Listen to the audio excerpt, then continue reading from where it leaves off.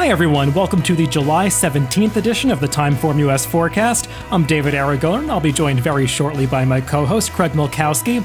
This week on the podcast, we're going to handicap some stakes racing at Monmouth Park this weekend. It's the big race of their summer meet, the Haskell, going as race 12 on Saturday. That's the final leg of the Pick 4 sequence. We're also going to discuss the three stakes races leading up to that, the Matchmaker, the Monmouth Cup, and the Grade 1 United Nations, all comprising the races in that sequence. So we'll get to that in a little bit, but I know we want to start by doing a little recap of last week, and we're coming off the unusual summer meet at Keeneland where they ran that 1 week meet. There were some big stakes races on Saturday. We saw the Grade 2 Bluegrass, a prep for the Kentucky Derby, won by Art Collector.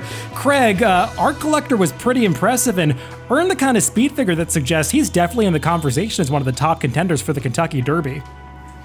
Yeah, he is. He ran a really nice 123 speed figure. I like the way he did it visually. He was able to track in behind the pace, proved he was very rateable going that distance, and just tipped out and won as easy as you'd like. That 123 is comparable with what we've seen from the better 3-year-olds this year. It's better than what we saw Tiz the Law get winning the Belmont Stakes. A couple others who ran similar are off the Kentucky Derby trail now. So for me, he's right there at the top of the class with a horse like Tiz the Law. Now we have some other races coming up between now and the Derby, but he certainly looks like one that's going to have to be dealt with.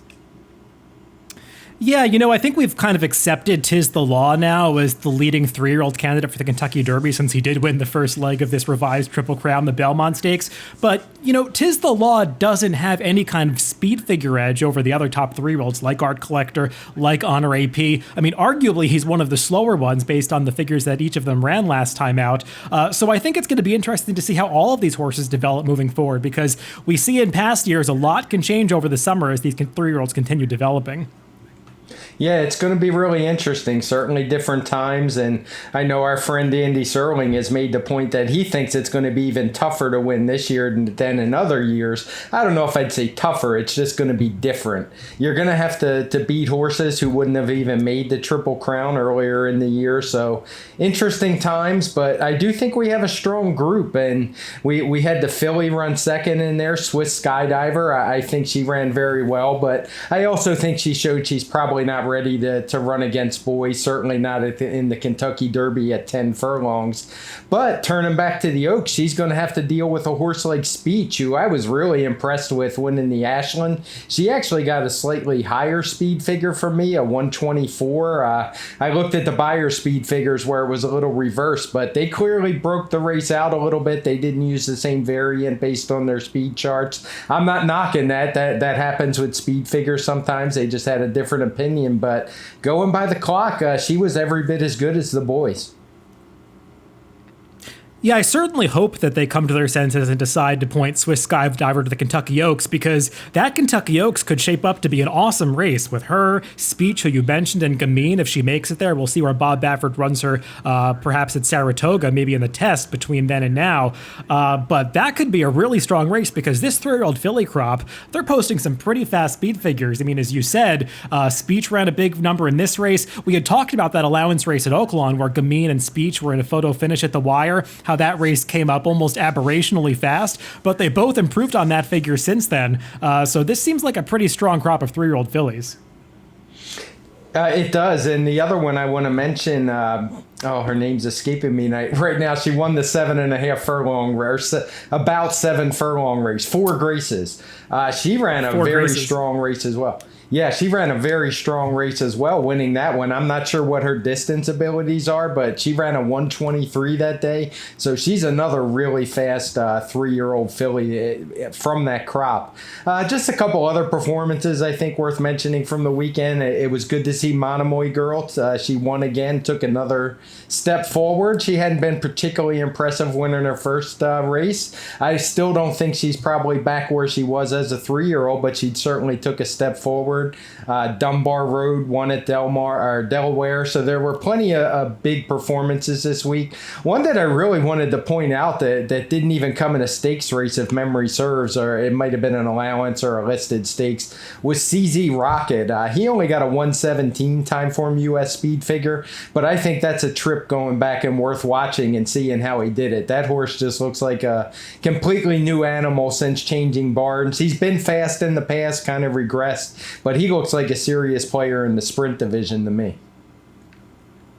Nice. I'll have to go back and watch that one because I missed that when that race occurred last week. But I agree with you about those older fillies and mares, Monomoy Girl and Dunbar Road. They weren't facing the toughest assignments, but they did what they had to do. Stepping stones, the tougher assignments later in the year, and hopefully we'll see them all match up at some point. We might have to wait until the Breeders' Cup because it seems like they could all be on different paths to get there, and there are many ways to get to the Breeders' Cup these days. But they certainly did what they were expected to do this past weekend. Let's dive into the handicapping. We're going to focus on Monmouth Park, as I said at the top, races 9 through 12. This is the all-stakes pick 4 sequence, and it begins with the Grade 3 Matchmaker for the fillies and mares, going 1 1/8 miles on the turf. We are likely to have a scratch in this race of the number 8 Zenobia because she is expected to run today at Saratoga in the De La Rose, and we'll see how that affects this race. One thing I'm sure about is the connections of Valedictorian have to be pretty happy because she's projected to be probably on a clear early lead now without Zenobia in the race. The others are just kind of all closing types. I'm just not sure if I trust Valedictorian in her current form. Yeah, I'm with you on that. She's definitely going to be clear. I actually kind of like Zenobia in this field, but I don't think she's going to go there, as you mentioned.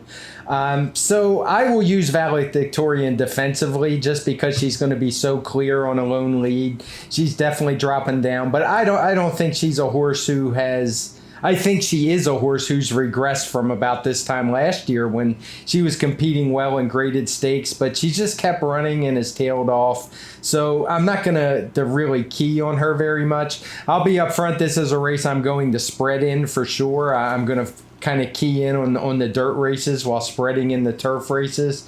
The one horse, if I was playing vertical, I would kind of focus on is Feel Glorious for Christophe Clement. I did kind of like her return race where I thought she ran deceptively well behind Mean Mary, who was setting a slow pace, is probably the top marathon distaffer in the country right now, and I thought she did well to run to beat her stablemate that day, who was a 6-5 favorite. And if I had to key on one in verticals, it would be her for me because all the rest are just kind of, they look the same to me on paper. Not a whole lot of difference in the speed figures, and as a 4-year-old, she's the one that I think has the most upside. Yeah, I'll get to her in a second because I actually agree with you about Feel Glorious. My one take on this race is that if Beautiful Lover is actually the favorite and she's the 2-1 favorite on the morning line, to me, she's a horse that you want to bet against. I know that at first glance, it might seem like she's the classiest of the Chad Brown runners, but really take a look at some of her form. She was no match for Starship Jubilee in either of those races down in Florida at Gulfstream or Tampa. And last time out, I know that she was fourth, not beaten that far in a Grade 1 race, but we talked about that gamely. That was not close to a Grade 1 quality field. It was more like a Grade 3 race, and Beautiful Lover just was never really competitive there. I think she's going to get overbet based on those company and class lines, and I just don't think she's quite as good as even some of her stablemates. I mean, of the Chad Brown horses, I actually like Nay Lady Nay the best. The horses coming out of that Mint Julep, that was a bunched up race, kind of fell apart at the end. I didn't love the trips that Varenka or Nay Lady Nay got in there. Varenka was a little wide and unsettled early, and Nay Lady Nay just kind of had an uncomfortable trip in between horses most of the way. I think they both can do better in this spot, and I agree with you about Feel Glorious. She was a good 3-year-old filly, not maybe Grade 2 or Grade 1 quality, but she's definitely a horse that could win a Grade 3 race like this, and I thought she took a subtle step forward last time in her first start as a 4-year-old in that New York. I'm not sure she really wants to go 1.25 miles. She was a little bit unsettled heading into the first turn that day, but I still thought she put in a pretty good late run, was no match for Mean Mary, who had all the best of it up front, and she's just better than these horses anyway. But I think Feel Glorious showed that she really did take a step forward as a 4-year-old, and if she's around that 6-1 price, I think she might be the right bet in this race, so we're on the same page about her. Let's move on to race 10, the next race in this sequence. It's the Monmouth Cup, a grade 3 event going 1.125 miles on the dirt course for the older horses. And this one, to me, is a real head scratcher. I guess based on the speed figures, the horse to beat is kind of the number 9, Bal Harbor. But there are some changes for this horse. I mean, first of all, he's coming off a long layoff, and he's making his first start for the Greg Sacco barn after doing all of his running for Todd Pletcher early in his career. If he runs the race that he ran in this Monmouth Cup last year, he's just going to beat this field. But what do we get from this horse with the new barn? Yeah, I'm not interested in a horse like this as a favorite or one of the shorter prices in the field. And I'm actually going to go to a horse that I've been against multiple times since his crazy Preakness, where he kind of gained a reputation, and that's Bodie Express. The pace projector shows him on a clear lead. I don't really have any argument with that. I think he's actually definitely going to go for it. He hasn't been clear in quite a while in his races, but I think he's more talented than his last couple races show. In that Gulfstream Park Mile, he just got hooked early. Mr. Freeze ran a huge race that day, got a big speed figure. When he went back around 2 turns in the House Hope, it was just a crazy pace. He made the lead, and he actually hung around for a while. And if you look at the running line or the chart of that race, you see all the horses around him that finished in the other money spots came from well out of it. So I think Bodie Express has a big shot in here, and he's one I'm going to be keying on in the pick 4. I think the other horse you have to look at in here is Global Campaign. He would be the second pick for me. I do worry that his return race where he won 2 back at Gulfstream Park is not as good as maybe we thought it was at the time. Horses from there have been 0 for 10 coming out of that race, but they've run okay. It's not like I think there's anything wrong with the figure. And I do think he had a bit of a tough trip at Churchill, and getting back to 2 turns, which he hasn't run in since the Jim Dandy, could be okay for him. So he would be my second pick in here, but this is a race where I am going to lie pretty heavily on Bodie Express. That's interesting. Bodie Express, I mean, he definitely, I think, has the talent to win a race like this. I haven't really viewed him as a 1.125 mile kind of horse, but you make good points about his last race, that the pace really did fall apart in there, and he ran the best race, I guess, of those that were contesting the pace by far. So I think you make an interesting point with him. He wasn't for me, but I found this to be a really competitive race where you can make a case for a lot of horses. I agree that Global Campaign is kind of a horse you have to have an opinion about because it feels like he's going to take some money again.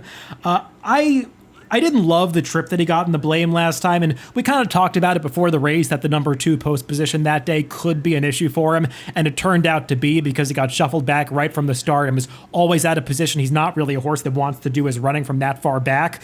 The 1.125 miles, it might seem like it's far for him too, but he did run one of his best races ever in the Peter Pan last year. I know that was a 1-turn 1.125 miles, but he still got the distance that day. They're taking the blinkers off, and he drew the inside again, so I don't know if they're planning to take him back. I probably wouldn't like those kinds of tactics from the inside post, but I do think he's got the talent to win this race. I just couldn't quite make him a top pick in here.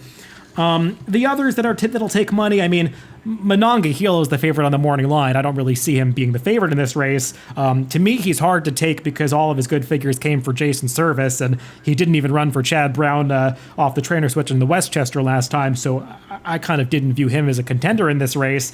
The horse that interested me most at a price is the number 5 Math Wizard. I get the sense that this horse might get overlooked in here based on his 2 poor efforts so far as a 4-year-old. I just don't think Math Wizard really had the best of it in either of those races. The pace held together in that Razorback 2-back, and he was just kind of behind early and couldn't really muster much of a rally in a race where Bankett was pretty much the only horse to close. And then last time out, it just feels like that handicap was a prep for something. I mean, it didn't seem like he was really cranked up to win that race. A 1-turn mile, that's not really the right trip for him. The 2-turn 1.125 miles, that's what Math Wizard really wants to do. He needs some pace help up front to be successful here, but with a horse like Bodie Express in the race, and if Global Campaign's aggressive and a few others could show speed, I think he could get a fair pace set up. And just based on some of his 3-year-old speed figures, if he takes any kind of step forward, he's a real player in this race, and he's going to be at price. Yeah, I don't have any argument with that. He would be the 3rd horse for me. I think you can kind of ignore those last 2, and anything like some of the good races he ran as a 3-year-old would put him there. I totally agree about Monongahela. I don't see that one at all. I didn't even consider him for a second. He's the kind of, if he wins, I won't. The third leg in this pick four sequence is the Grade 1 United Nations, going 1 3/8 on the turf course at Monmouth. And we've got a favorite in this race that we know pretty well at this point, the number 1 Arklow. It just seems like he's always a presence in these Grade 1 and Grade 2 races in this division, wherever they're taking place around the country. The one thing with Arklow is, while he always runs a speed figure that's good enough to win races at these levels, he just doesn't win that often, and he's going to be a short price once again.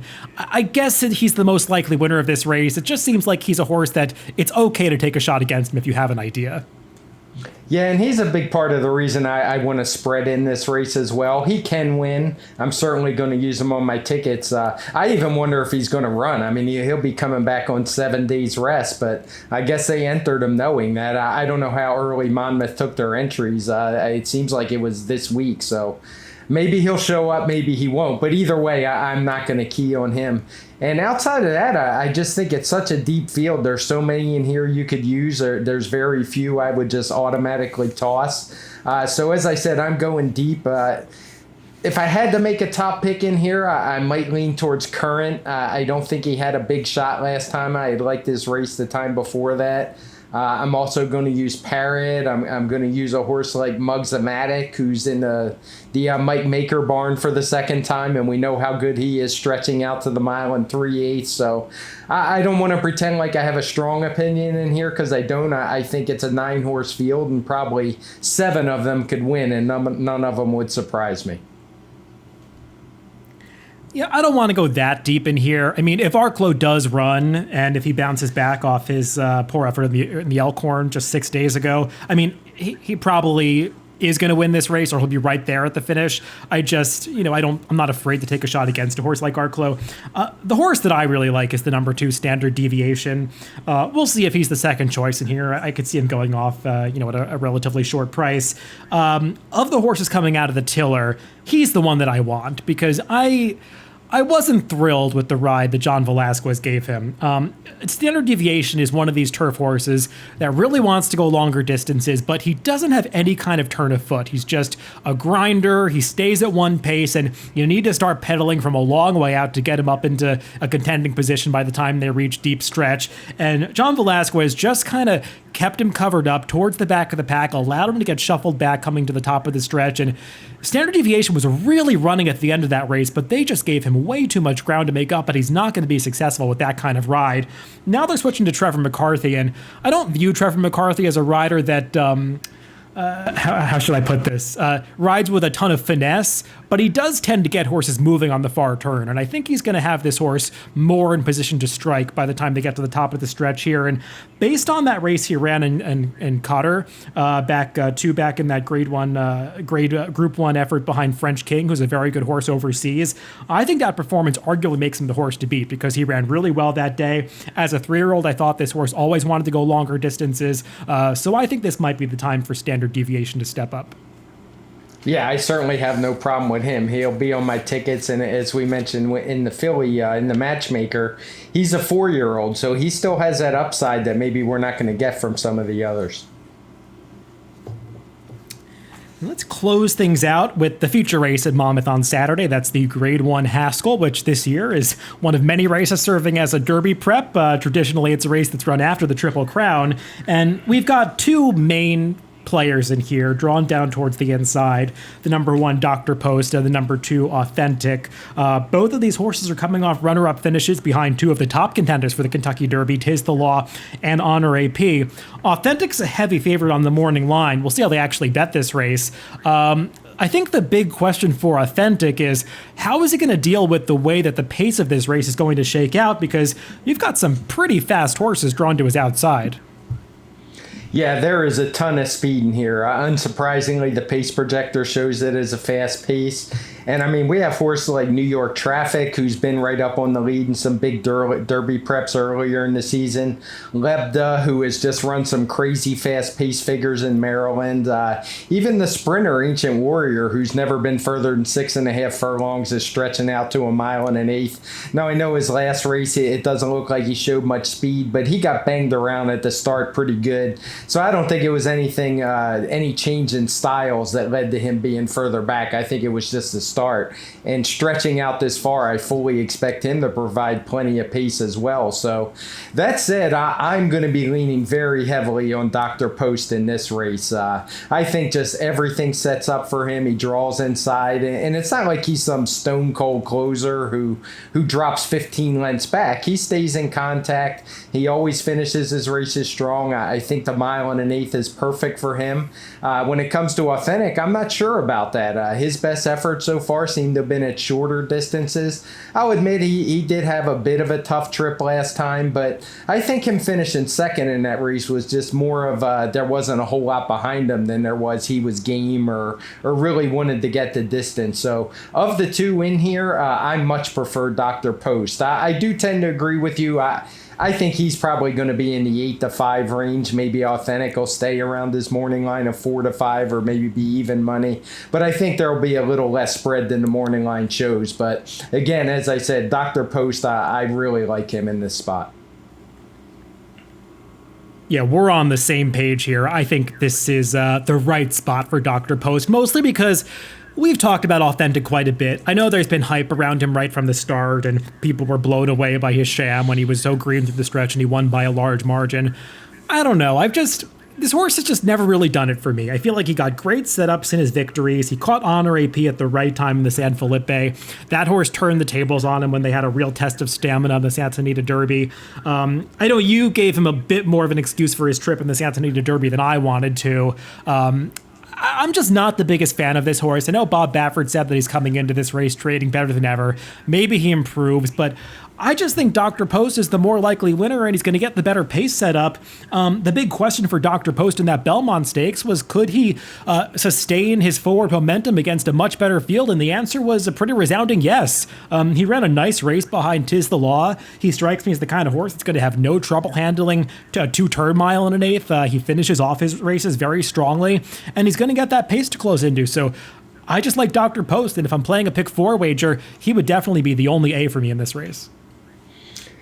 Yeah, same for me. I do want to mention New York Traffic a little bit, and I've seen some people like him, and for me, I just don't think he's quite good enough. Dr. Post and Authentic have run better speed figures. He does have that outside post, but I think he's going to get a similar trip to Authentic. Those two are probably going to be in similar positions early, and I just think as much as I'm against Authentic beating Dr. Post, I think he's a better horse than New York Traffic, so he's one I won't be using. For this pick 4, like I said, I'm going to rely heavily on Dr. Post for me to hit it. Either he's going to have to win or Bodie Express is going to have to win. And if Dr. Post doesn't win and Bodie Express does, I'm going to need Authentic because they're the only two I'm going to use in this race.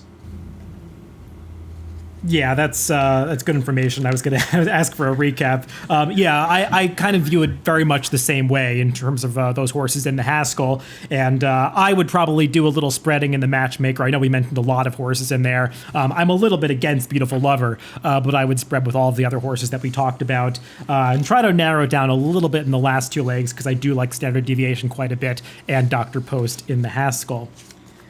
That's all the handicapping for this week. We'll see when we do our next recap show. We'll probably put something out on Twitter about that. I know we're trying to work out the details for next week's podcast, whether we record a pacecast on Tuesday or do another forecast on Friday, probably talking about some Saratoga races. So we'll get that information out to you in some fashion. But thanks as always for listening this week. Remember, you can always listen to us on drf.com, Spotify, iTunes, YouTube, and SoundCloud, wherever you get your podcasts. Just make sure to subscribe to the Daily Racing Form channel. Thanks for listening this week, and we'll be back with another podcast next week.